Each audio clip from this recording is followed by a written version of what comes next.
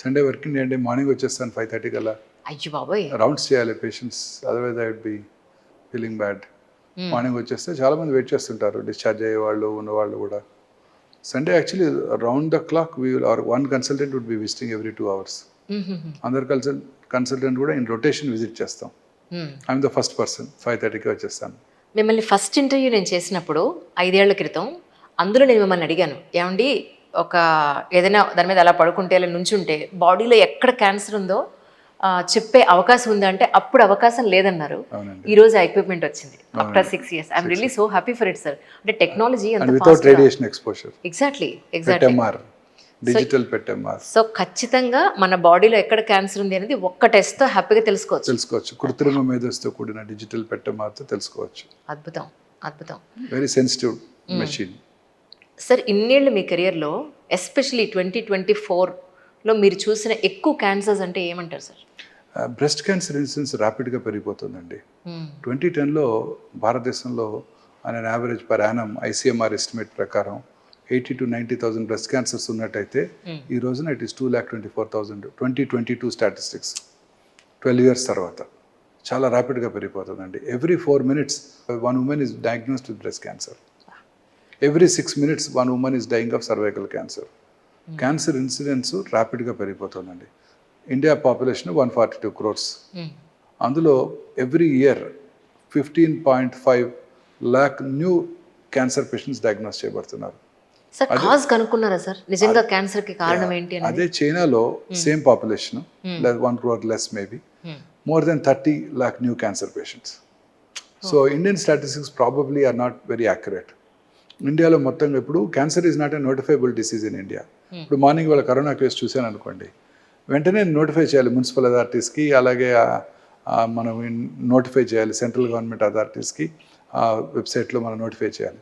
Morning cancer case చూస్తే దాన్ని treat చేయాలి తప్ప నోటిఫై చేయాల్సిన అవసరం లేదు. సో క్యాన్సర్ నోటిఫైబుల్ డిసీజ్ చేసేంత వరకు కూడా మనము we won't have the exact statistics of cancer incidents in India. So scientist doctors believe చేసేది ఏంటంటే ICMR స్టాటిస్టిక్స్కి డబుల్ ఉంటుంది అనుకుంటున్నాం క్యాన్సర్ ఇన్సిడెన్స్. అంటే సంవత్సరానికి 30 లక్షల కేసులు డయాగ్నోస్ చేయబడుతున్నారు. పాత స్టాటిస్టిక్స్ ప్రకారమే, ICMR స్టాటిస్టిక్స్ ప్రకారం ప్రతి 9 మందిలో ఒకరికి life time risk of cancer. ప్రతి 1,00,000 మందిలో 107 మంది క్యాన్సర్ బారిన పడతారు. ఉదాహరణకి అమీర్పేట పాపులేషన్ 1,00,000 ఉందనుకోండి, అందులో ప్రతి సంవత్సరం ఒక 107 మంది కొత్త క్యాన్సర్ కేసులు డయాగ్నోస్ చేయబడుతున్నాయి. క్యాన్సర్ ఇన్సిడెన్స్ ర్యాపిడ్గా పెరిగిపోతుంది. విలేజెస్లోనూ అర్బనైజేషన్ పెరిగే కొలది ఇంకా ర్యాపిడ్గా పెరిగిపోతుంది. ప్రపంచం అంతా కూడా ఇదే ట్రెండ్ నోట్ చేస్తున్నారు. ఈ అర్బనైజేషన్ పెరిగే కొలది కొన్ని క్యాన్సర్స్ బాగా ఇంక్రీజ్ అవుతున్నాయి. ఫస్ట్ ఈజ్ బ్రెస్ట్ క్యాన్సర్ స్త్రీలలో, పురుషుల్లో colon cancer, lung cancer. Lung cancer is the commonest cancer in the world now. Even in India metropolitan ఏరియాస్లో lung cancer is the commonest cancer in men, except south Indian city of Madras. హైదరాబాద్లో we don't have a population based tumour registry. So మెడ్రాస్లో ఉంది Madras metropolitan tumour registry అని. అక్కడ lung cancer తప్ప stomach cancer, single లొకేషన్లో stomach cancer is the commonest cancer.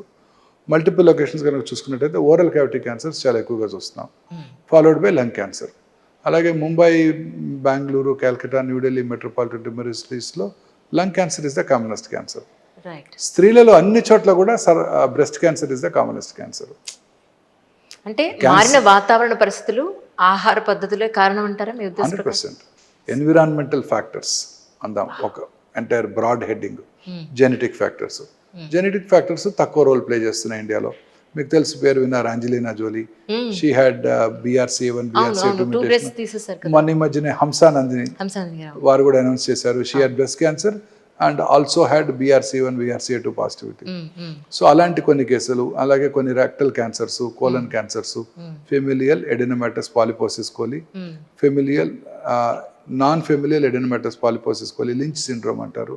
అలాగే కొన్ని రకాల మెడులరీ కార్సినోమా, రెడ్ జీన్ మ్యూటేషన్స్తో వస్తుంటాయి. ఇలాంటి జెనెటిక్ ప్రిడిస్పోజిషన్ క్యాన్సర్స్ ఫ్యామిలీస్లో రన్ అవుతుంటాయి. రీసెంట్గా నేను హంసనందిని గారిని కలిసి ఇంటర్వ్యూ తీసుకున్నాను సార్. అందుకని ఆవిడ పేరు చెప్పగానే నేను స్మైల్ ఇచ్చిన కారణం. Very nice. She has come out, I think so. She has come out. She has come out. She's a very bold girl. Yes sir. She announced that she had breast cancer and she was taking treatment. True. How many announced would like that public figures? Exactly sir. చక్కగా announce చేశారు. So అలాగే చాలామంది cancer incidence ర్యాపిడ్గా పెరిగిపోతుంది. ఈ genetic factors ఒక important కారణం అయితే, ఇప్పుడు సైంటిస్టులు have identified the genetic reason mutation for the cancer. ఇప్పుడు మన బాడీలో అబౌట్ 22,000 ప్రోటాన్ కోడింగ్ జీన్స్ ఉంటాయి. అందులో scientist have identified 500 to 600 oncogenes, cancer కారక జన్యువులు. ఇది జెనెటిక్ ప్రిడిస్పోజిషన్ కాదు. ఎవరికి క్యాన్సర్ వచ్చినా ఈ జెనెటిక్ మ్యూటేషన్ వల్ల క్యాన్సర్ వస్తుంది. అంటే జీన్లో సంభవించే మార్పు వల్ల క్యాన్సర్ వస్తుంది. ఈ జీన్లో సంభవించే మార్పును ఐడెంటిఫై చేసి ఆ మార్పు ఆ మ్యూటేషన్ని టార్గెట్ చేసే డ్రగ్స్ కూడా అందుబాటులోకి వస్తున్నాయి. సో ఫ్యూచర్లో క్యాన్సర్, నార్మల్గా క్యాన్సర్ ఎందుకు వచ్చిందో తెలుసుకోవచ్చు, ఇప్పుడు కూడా తెలుసుకోవచ్చు. దీన్నే ఫౌండేషన్ 1 మెడిసిన్ అంటారు. అంటే ట్యూమర్ని మనం ఐడెంటిఫై చేసి ఆ ట్యూమర్ని కనుక జెనెటిక్ టెస్టింగ్ చేయించుకున్నట్టయితే, NGS అంటారు, నెక్స్ట్ జనరేషన్ సీక్వెన్సింగ్ చేసినట్టయితే మనం దాంట్లో ఏ జన్యుపరమైన మ్యూటేషన్ వల్ల ఈ క్యాన్సర్ ఈ పర్టికులర్ ఇండివిజువల్కి వచ్చింది, ఉదాహరణ lung cancer, EGFR మ్యూటేషను, ALK మ్యూటేషను, RAS1 mutation, అట్లా రకరకాల మ్యూటేషన్స్ చెక్ చేస్తారు ఎడినోకార్సినోమా లంగ్లో. చెక్ చేసి ఆ మ్యూటేషన్ని టార్గెట్ చేసే మెడిసిన్స్ కూడా ఇప్పుడు అందుబాటులోకి ఉన్నాయి. ఫ్యూచర్లో ఇంకా కొన్ని కొత్త మెడిసిన్స్ కూడా అందుబాటులోకి రాకున్నాయి. So this is going to be the future of oncology. ఇంతకుముందు క్యాన్సర్ రాగానే సర్జరీ చేసామా, తీసేసామా, తర్వాత కీమోలు ఇచ్చామా, రేడియేషన్ ఇచ్చామా ఆలోచించేవాళ్ళం. ఫ్యూచర్లో ఇలా ఆలోచించాం.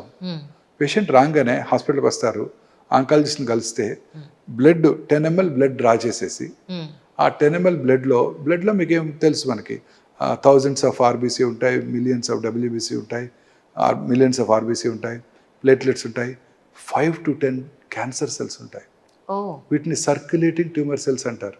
అంటే క్యాన్సర్ పేషెంట్కి బ్లడ్లోనే ట్యూమర్ సెల్స్ ఉంటాయి. క్యాన్సర్ సెల్స్ లీకీ క్యాపిలరీస్ ద్వారా ఆ బ్లడ్ వెసల్స్లోకి వెళ్ళి దాన్ని ఇంట్రావెజేషన్ అంటారు. ఆ బ్లడ్ వెసల్స్ ద్వారా శరీరంలో ఇతర భాగాలకు పాకిపోతుంటాయి.